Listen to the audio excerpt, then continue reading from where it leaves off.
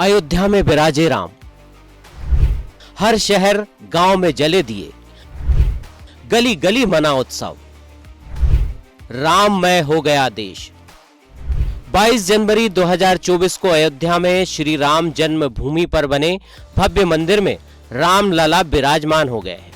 इसी के साथ 21वीं सदी का ये दिन और ये वर्ष भारत के इतिहास में हजारों हजार साल तक के लिए स्वर्ण अक्षरों में दर्ज हो गया है।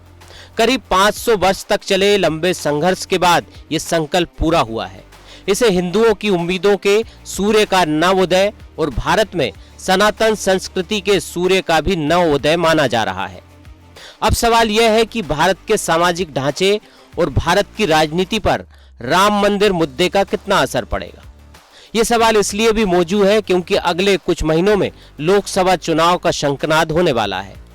पिछले 4 दशकों में राम नाम के सहारे लोकसभा में 2 से 2 तिहाई बहुमत तक पहुंचने वाली बीजेपी को इस चुनाव में भी हिंदुओं का समर्थन मिलेगा? क्या बाकी पार्टियां धर्म की राजनीति पर आगे बढ़ पाएंगी? तो आइए इस पर बीजेपी और कांग्रेस का तुलनात्मक विश्लेषण चुनाव दर चुनाव परफॉर्मेंस के आधार पर करते हैं। सबसे पहले बात कांग्रेस की। आजादी के बाद 1952 में हुए पहले लोकसभा चुनाव में कांग्रेस को 90% यानी 401 में से 364 सीटें मिली थी। वर्ष 1957 में दूसरे आम चुनाव में कांग्रेस को 403 में से 371 यानी 92% सीटें मिली। इंदिरा गांधी की हत्या के बाद 1984 में हुए लोकसभा चुनाव में कांग्रेस का तीसरा सबसे अच्छा प्रदर्शन रहा। इसमें पार्टी को 543 में से 76% यानी 415 सीटें मिली। इसके बाद कांग्रेस की सीटें घटती गई।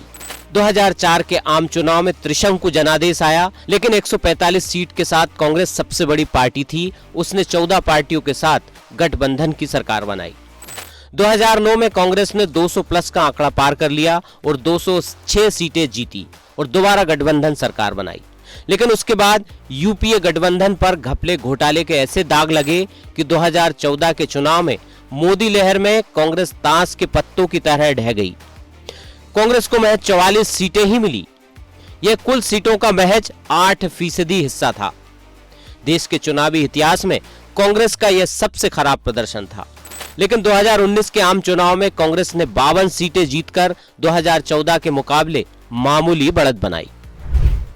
बीजेपी ऐसे पहुंची 2 से 2 तिहाई तक। अब बात भारत की राजनीति में शिखर छूने वाली पार्टी भारतीय जनता पार्टी की। पिछले 4 दशकों में अपने मुद्दों और चुनावी रणनीति के कारण बीजेपी भारत की राजनीति में बड़ा उलटफेर करने में कामयाब रही। बीजेपी 1980 में अस्तित्व में आई। पार्टी ने 1984 में पहला चुनाव लड़ा और 2 सीटों पर जीत हासिल की। लेकिन 1989 के चुनाव में बीजेपी ने हिंदुत्व की राजनीति को विस्तार दिया और राम मंदिर को सबसे बड़ा मुद्दा बना दिया। यह मुद्दा चला भी और उस चुनाव में बीजेपी ने 2 से सीधे 86 सीट की छलांग लगा दी, यानी 15% सीटें हासिल कर नेशनल फ्रंट सरकार को समर्थन दिया। इस बीच लाल कृष्ण आडवाणी ने राम मंदिर मुद्दे को लेकर रथ यात्रा निकाली। 1991 में दोबारा चुनाव हुए और बीजेपी की सीटें बढ़कर 120 यानी लोकसभा में 22% हो गई। 1996 के लोकसभा चुनाव में बीजेपी 161 सीटों के साथ देश की राजनीति में सबसे बड़ी पार्टी बनकर उभरी।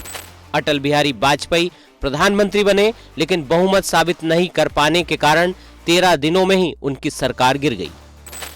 1998 में फिर आम चुनाव हुए। इस बार बीजेपी ने 182 सीटें जीती।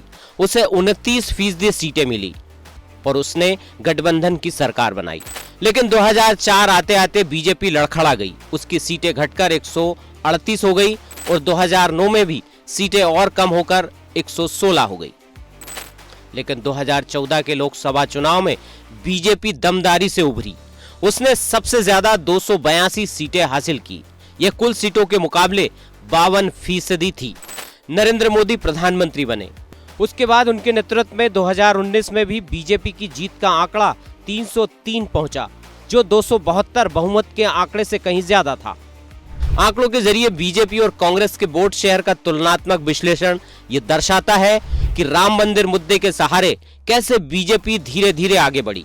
2014 के बाद मोदी के विकास मॉडल और हिंदू राष्ट्रवाद के मुद्दे ने बीजेपी की ताकत को दुगना कर दिया। अब 2024 के लोकसभा चुनाव में मोदी की लोकप्रियता तो है ही, बीजेपी को राम लहर का भी फायदा मिलना तय माना जा रहा है। राजनीतिक पंडितों का अनुमान है कि यदि अभी चुनाव होते हैं तो बीजेपी 400 प्लस यानी 84 के आम चुनाव के कांग्रेस की जीत के रिकॉर्ड को तोड़ सकती है। यदि ये अनुमान सही साबित हुए तो कांग्रेस कहां खड़ी होगी, बाकी अन्य दलों का क्या होगा, इसके लिए हमें लोकसभा चुनाव का इंतजार करना होगा।